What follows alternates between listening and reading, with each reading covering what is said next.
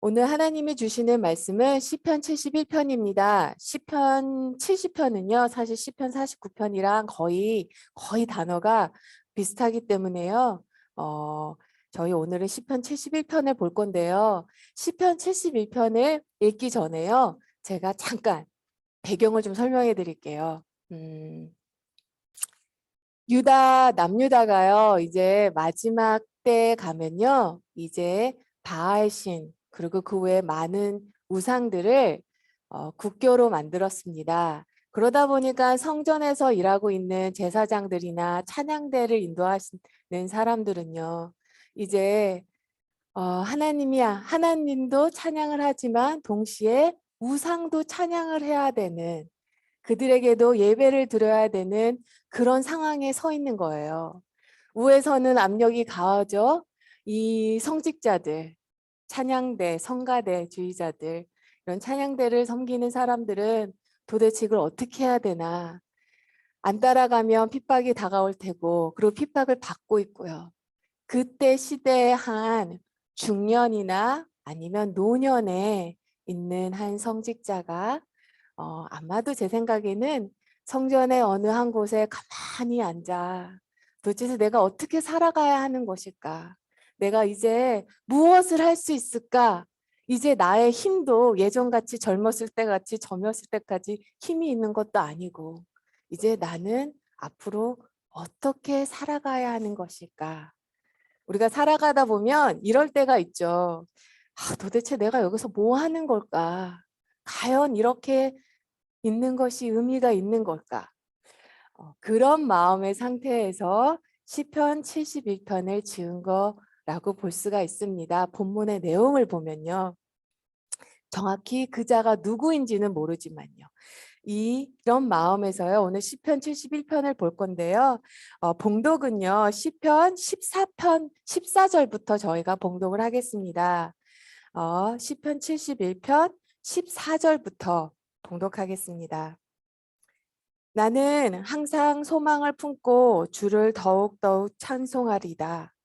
내가 측량할 수 없는 주의 공의와 구원을 내 입으로 종일 전하리이다.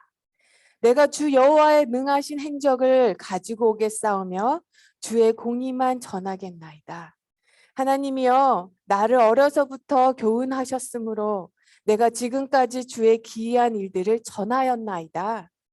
하나님이여 내가 이제 늙어 백발이 될 때도 나를 버리지 마시고 내가 주의 힘을 후대에 전하고 주의 능력을 장래의 모든 사람에게 전하기까지 나를 버리지 마소서.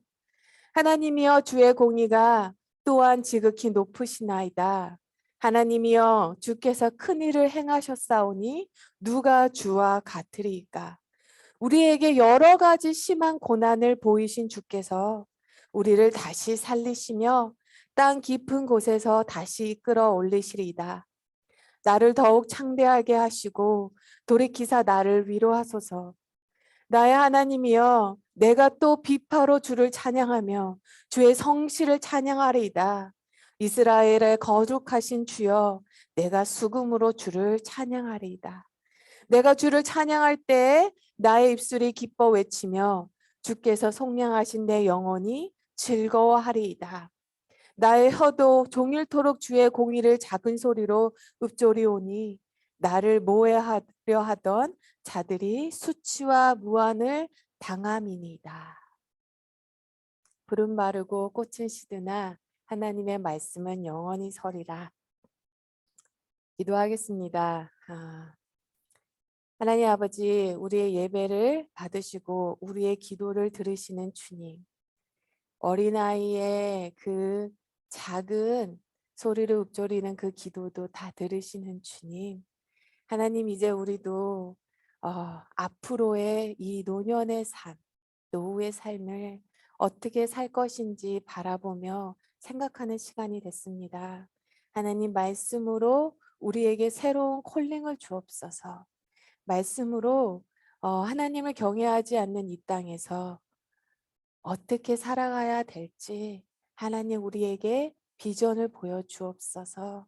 정말 예수 믿는 사람이 살아가는 모습이 우리의 삶 속에서 보이는 놀라운 은혜가 우리 안에 있기를 소망하며 이 모든 말씀 예수님의 이름으로 기도합니다.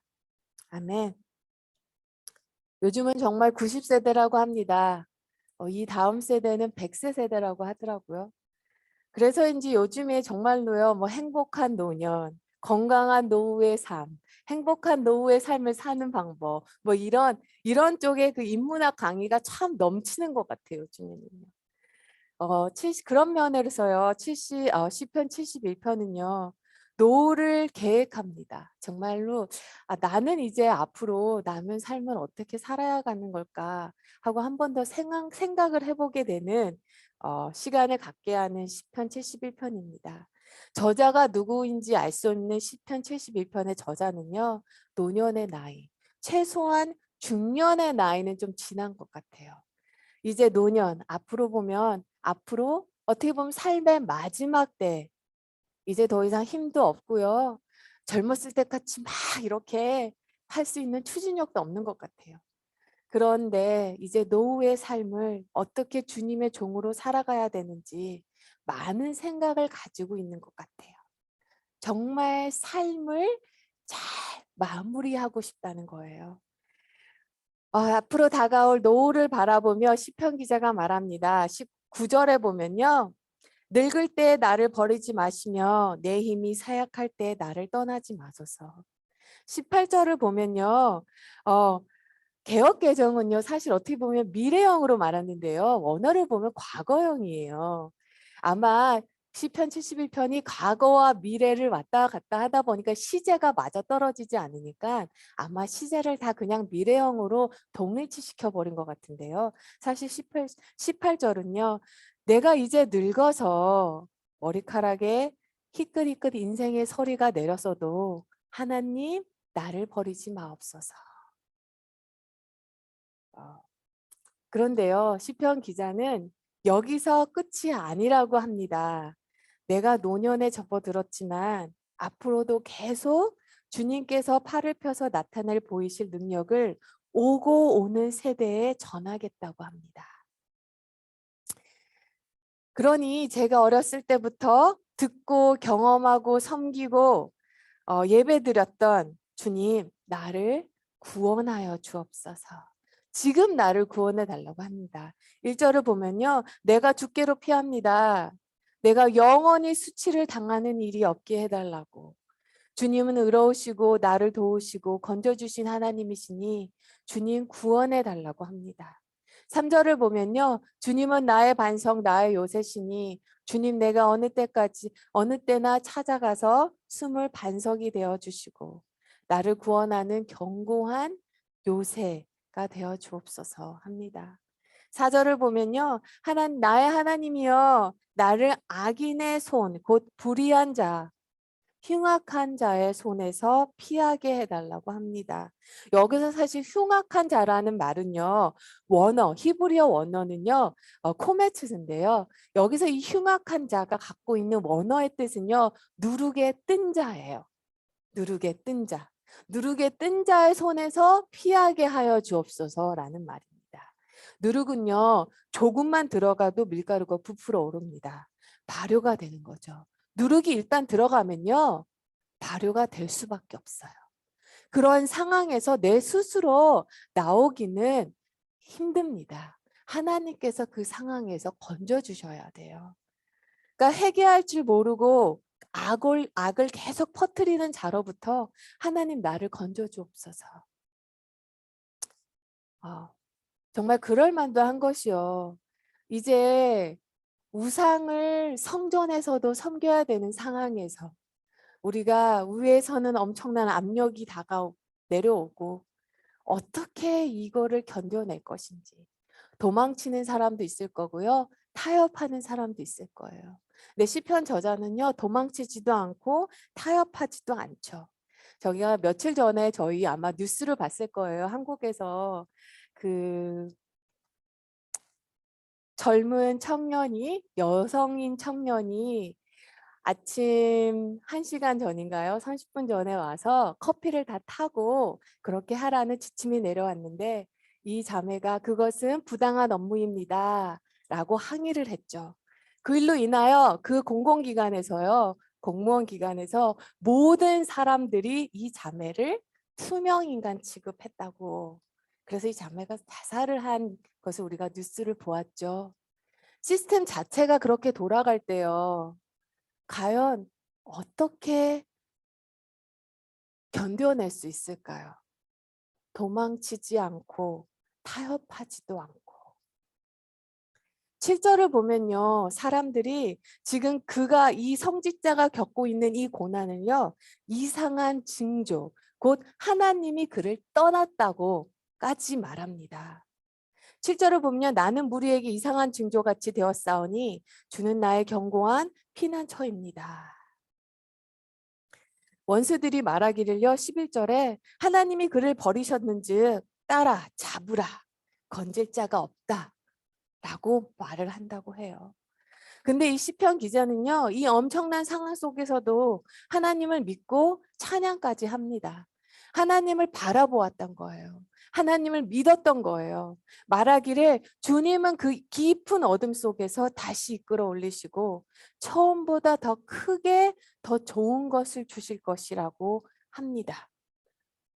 15절 말씀처럼요. 내가 비록 그 뜻을 다 헤아리지는 못하지만 주의 의로우심을 내 입으로 전하려 합니다. 그리고 찬양한다고 합니다. 20절에 보면요. 우리에게 여러 가지 심한 고난을 보이신 주께서, 고난을 허락하신 주께서 우리를 다시 살리시며 땅 깊은 곳에서 다시 이끌어 올리시나이다. 나를 더욱 창대하게 하시고 돌이키사. 23절에서 의의 하나님이여 내가 또 비파로 주를 찬양하며 주의 성실을 찬양하리다. 이스라엘의 거룩하신 주여 내가 수금으로 주를 찬양합니다. 이것이 믿음입니다. 이것이 예수 잘 믿는 거예요. 하나님은요, 시편 71편을 통해서 우리에게 이것이 믿음이라고 말씀하십니다. 우리가 하나님을 사랑한다, 하나님을 믿는다 하지만요, 하나님께서 나에게 가장 중요한 것을 치셨을 때, 우리는 하나님에 대한 나의 진짜 마음을 들여다볼 수 있습니다. 아들을 얻기 위해서 하나님을 믿은 사람은요, 아들을 잃어버리면 하나님을 떠납니다. 질병에서 구원받기 위해서 하나님을 믿은 사람은요, 건강을 잃으면 하나님을 떠납니다. 사업 잘 되게 해달라고 하나님을 믿는 사람은요, 재물을 잃으면 하나님을 떠납니다. 우리가요, 애초부터 하나님을 믿지 않고요, 하나님이 주시는 그 무언가를 믿는 사람은요, 고난 중에, 그리고 마지막 때 그 환난 중에 견뎌내지 못합니다. 마지막 불시험을 견뎌내지 못해요. 하나님을 믿으니까 복 주시겠지. 하나님 믿으니까 우리 자녀 잘 되겠지. 하나님 잘 믿으면 건강 주시겠지. 하나님 잘 믿으면 길을 열어주시겠지. 성공해 주시겠지.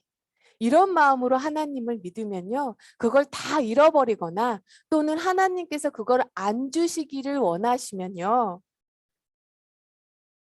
하나님 믿어도 소용없네 하고 떠난다는 거예요. 예수 믿어도 돈 없으니까 다 소용없더라. 예수 믿어도 대학 못 가니까 소용없더라. 이렇게 되는 거죠. 그러니까 처음부터요, 하나님을 믿은 사람은요, 하나님이 그러나 처음부터 하나님 그분을 믿은 사람은 하나님께서 허락하지 않으실 때에도 하나님께서 나에게 가장 중요한 것, 소중한 것을 치셨을 때도 하나님 찬양하고 영광 돌리며 살고 싶습니다. 하나님께서 나에게 덜 주시고 안 주시고는 사실 그거는 부가적인 문제예요. 왜냐하면 주님 한 분으로 이미 충분하기 때문이에요. 창세기에서 아브라함이요 하나님을 믿었습니다. 하나님께서는 아브라함이 믿음을 보시고 아브라함에게 큰 자손을 많은 자녀들을 주신다고 하셨어요. 큰 민족을 만들어 주시겠다고 약속하셨어요. 그런데요, 하나님께서 그렇게 약속하셨으면요, 인간적으로요, 100세 될 때까지 1년에 한 명씩 자녀를 주셔서 한 10명, 20명 정도 만들어 주셨어야지 약간 좀 조짐이 보이는 거잖아요. 아니면 최소한 그래도 아이를 뭐 쌍둥이를 주시던가 아니면 뭐 팔싹둥이 뭔가 좀 조짐이 보여주셔야 됐는데요. 100세 가서 하나님께서 주신 아들은 달랑 하나, 이삭 한 명이었어요.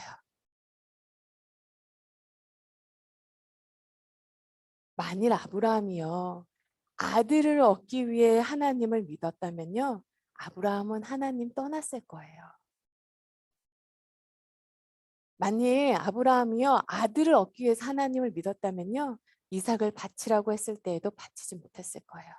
내가 어떻게 해서 얻은 아들인데, 내가 이 아들 얻고자 하나님 어떻게 믿었는데. 그러나 아브라함은요, 처음부터 아들을 낳기 위해서 하나님을 믿은 것이 아니기에 하나님이 이삭을 바치라고 해도 하나님을 떠나지 않고 신뢰할 수 있었어요. 다니엘과 그 다니엘의 세 친구가 있습니다. 만약 그들이요, 다니엘이요, 좋은 지위, 그러니까 바벨론이라는 이방 나라 땅에서도요, 인정받고 성공하고 좋은 자리 있기 위해서 하나님을 믿었다면요, 풀무불에 사자굴에 들어갈 때 하나님을 떠났을 거예요.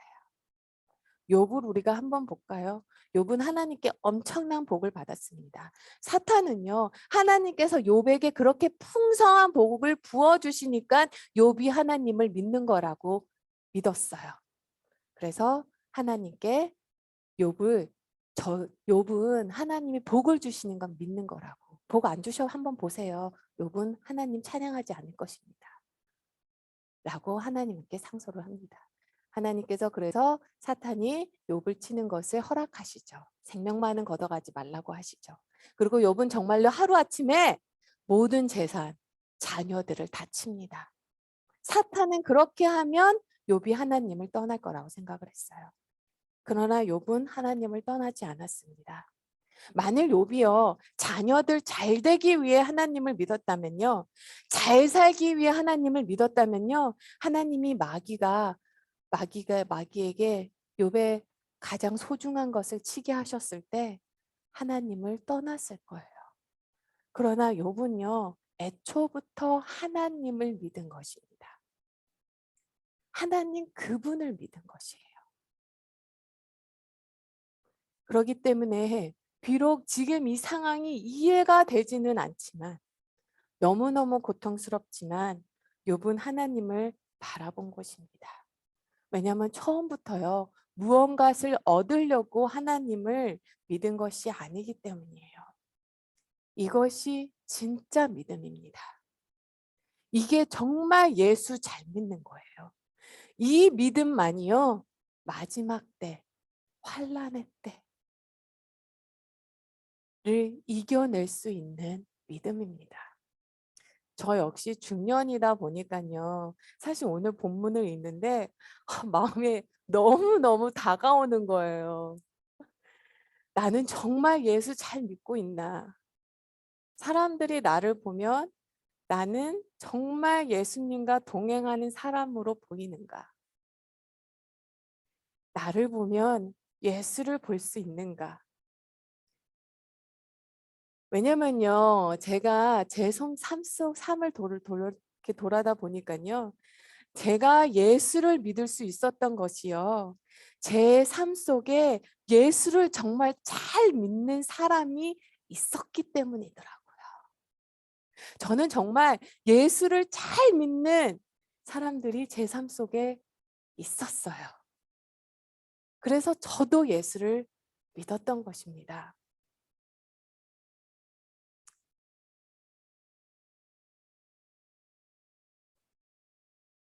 우리가요, 정말 예수 잘 믿는 사람을 만난다는 거, 곁에 둔다는 게요, 이게 정말로 참 드문 일이에요. 정말 삶 속에서 예수 잘 믿는 한 사람이 곁에 있다는 것은요, 엄청난 축복입니다. 그리고 그 예수 잘 믿는 한 사람, 그 한 사람이요, 주변에 주는 영향력이요, 어마어마합니다. 지금 한국이요, 지금 저렇게 영적으로 부흥한 것도요, 예수 잘 믿는 그 한 사람, 선교사님들로 인하여 시작된 일이고요. 또 지금도 선교사님 한 분이 선교지에 나가서요, 그 마을을 변화시키는 것도 예수 잘 믿는 그 한 사람으로 일한 것이거든요. 그리고 지금 이 땅에서도요, 이 벌밍햄에서도, 그리고 내 가정에서도요, 예수는 잘 믿는 그 한 사람이 가져오는 변화가 정말로 어마어마해요.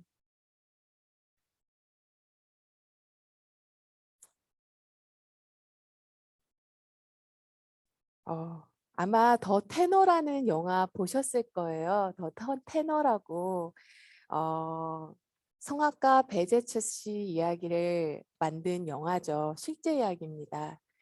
성악가 베제철은요, 2003년 더 타임즈로부터 100년에 한 번 나올 만한 목소리라는 인정을 받았죠. 극찬을 받았어요. 동양인에게 기회를 주지 않던 독일 자르부르켄 극장과 전속 계약을 맺었죠. 맺으면서 전성기를 맞이했습니다. 그 성악가의 삶 속에 전성기를 맞았어요. 그런데 그때요, 목이 아프더래요. 그래서 감기 기운인 줄 알고 목의 상태가 안 돼서 병원에 갔는데 갑상선 암이라고 말을 들었습니다. 이제 수술을 받아야 되고 목소리를 낼 수 없을 거라는 엄청난 말을 들었어요. 그런데 그는 절망하지 않고요. 일본의 성대 보건 전문의 이스키 박사의 집도로 재수술을 받게 되죠. 수술대에서 수술을 하는 장면이 나오죠. 그때 수술대에서 그가 부르신 노래가 주 하나님 지으신 모든 세계, 그 노래를 수술대 위에서 부르셨대요. 배재철 성가사님은요, 이제는 성가사님이죠. 갑상선 암으로 더 이상 노래를 부르는 것이 불가능하다는 진단을 받았을 때를 회상하며 이렇게 말씀하셨어요. 성악가에게 목소리는 정체성이나 다름이 없는데 제가 한순간에 없어진 일입니다. 처음에는 말조차도 할 수 없는 상황이었어요. 그때 겪은 절망감이란 일을 말할 수 없었어요. 그러나 그때 그는요, 하나님의 관계를 재검토했다고 합니다. 어렸을 때부터 진짜 시편 72편과 너무나 비슷해요. 어렸을 때부터 성가대를 하면서 성장했지만 어느 순간부터 세상 노래를 하나님보다 더 우선시했고 했던 자신을 발견했다고. 그리고 주 앞에 다시 나왔다고. 그러자 극심한 절망 속에서도 하나님께서 놀랍게 평안함을 주셨다고 고백합니다. 그분이 이렇게 말씀하셨어요. 제 목소리에 이상이 없었다면 볼 수 없었던 것들을 계속 깨닫지 못했을 것입니다. 가장 소중한 부분을 하나님께서 건드리셨기 때문에 알게 된 것입니다. 질병을 통해 삶이 더 풍요로워졌다고 생각해요. 음악하는 사람들 외에도 더 많은 사람들과 교제하며 고난에 대해 나누게 되었습니다. 위로가 필요한 사람들에게 제가 노래로 위로해주고 저 또한 그들로부터 위로를 받았습니다. 기억하시나요?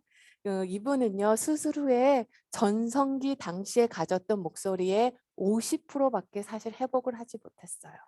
근데요, 그 50% 정도의 회복을 받은 상태에서요, 처음으로 첫 무대에 씁니다. 그때 그분이 첫 무대, 수술 후 처음 선 그 무대에서 부르신 노래가 바로 나 같은 죄인 살리신 주 은혜 놀라와. 일본에서 첫 무대를 세웠죠. 이 찬송가가요, 수많은 일본인들을 울렸습니다. 전성기의 50%밖에 안 되는 그 목소리로 부른 그 노래가요, 듣고 일본인들이 울기 시작했다는 거예요. 그리고 배 교수님은 말합니다. 음악이란 코드가 정치적으로 풀지 못하는 것들을 풀 수 있어요. 특히 일본의 크리스천 인구가 현격하게 적은데 음악으로 살아계신 하나님을 전하고 싶습니다. 남은 삶을 통해 하나님을 더욱 찬송하며 살 것입니다. 오늘 시편 71편의 그 고백이, 그리고 이 성악가 배재철 씨의 이 고백이요, 우리도 이제, 또 저도 노년으로 들어가는 그때를 바라보며 그 다짐이 우리 안에 있기를 정말로 소망합니다. 하나님, 새로운 콜링을 주옵소서. 날마다 날마다 새로운 콜링을 주옵소서. 시편 기자는 다 사라지고 있어요. 삶 속에서 소중하다고 생각하는 것들을 잃어버린 것 같은 상황. 그러나 주님을 믿으니까, 주님이 주시는 것이 아닌 하나님 바로 그분을 믿으니까 소망이 있는 거예요. 하나님은 더 좋은 것으로 주실 것이라는 것을 믿으니까. 사랑하는 성도 여러분, 우리가 예수님을 믿어도 예수님을 진짜 잘 믿어야 합니다. 정말로 설교를 준비하면서요, 정말 예수 잘 믿어야 되겠다. 정말 예수님과 동행해야 되겠다. 정말 예수 잘 믿는 한 사람이 주는 그 영향력이 어마어마하구나, 라는 것을 느꼈습니다. 우리 이 시간에 함께 기도했으면 해요. 우리가 다 예수 믿는다 하는데요, 어떤 사람은 고난 중에 그 안에 계시는 예수님이 더 분명히 드러나는 경우를 봅니다. 그래도 어떤 사람은요, 그렇지 않은 것을 볼 수 있어요. 이 시간에 우리 함께 기도하기를요, 예수 정말 잘 믿는 사람이 되겠습니다. 정말 예수님과 동행하는 사람이 되겠습니다. 예수 잘 믿는 그 한 사람이 주변을 변화시키는 그 영적 영향력이 있는 그 사람이 제가 되겠습니다. 예수 잘 믿는 사람 되게 하여 주옵소서. 이 시간 우리 함께 기도하기를 짧게 함께 기도하겠습니다.